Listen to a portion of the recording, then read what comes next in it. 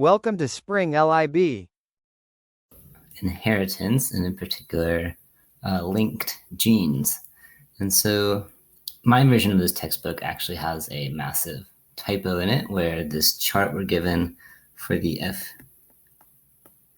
genotype, the genotypes listed are heterozygous in both and then heterozygous in one. And then it goes back to listing the heterozygous for A, but it doesn't make sense to have 4 and 46 of the same genotype, right? So this last column should be homozygous recessive. And hopefully that will make this make more sense. Now, if we did a standard cross, right? So if we were to be crossing our initial homozygous in both, then of course 100% of the F1 generation is going to be heterozygous. And then if we cross this heterozygous one again with homozygous recessive, well, we can make that little Punnett square, right? We would get, there's going to be 4 options for the gene from the heterozygous parent, or like 4 combinations. But then just the one from the homozygous parent is just going to be AB. And so we have 4 ways that could shake out. And it's precisely what we see here. So this is our F2. And so if there's no linkage, we would expect 25% for each of these, and C would be the answer. But we're looking at linkage, and so we need to think a little bit more carefully.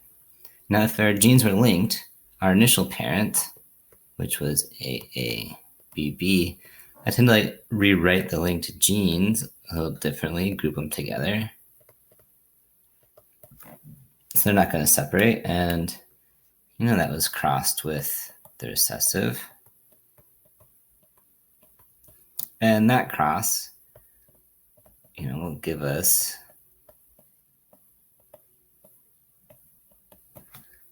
the heterozygous. And when we cross this again with the homozygous recessive, but with thinking about linked genes, instead of having 4,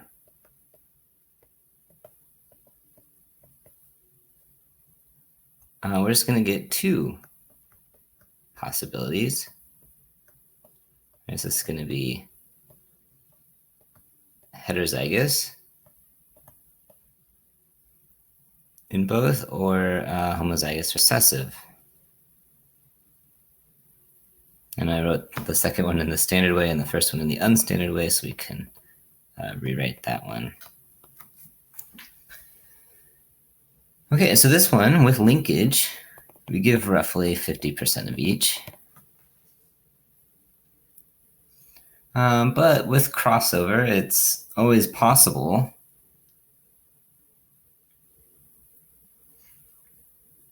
that you don't quite get 50% of each, which would give you maybe something that looks more like choice A. So really the only answer here that's completely incorrect is B, and then C comes from without linkage. Those are the ratios. And then D is going to be with linkage, but no crossover. And A is going to be with linkage and crossover.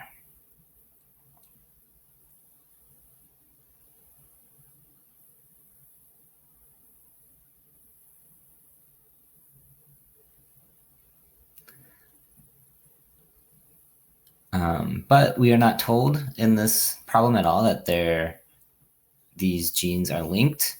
So we can presume that they're not linked, follow Mendel's laws that way, and go with letter choice C.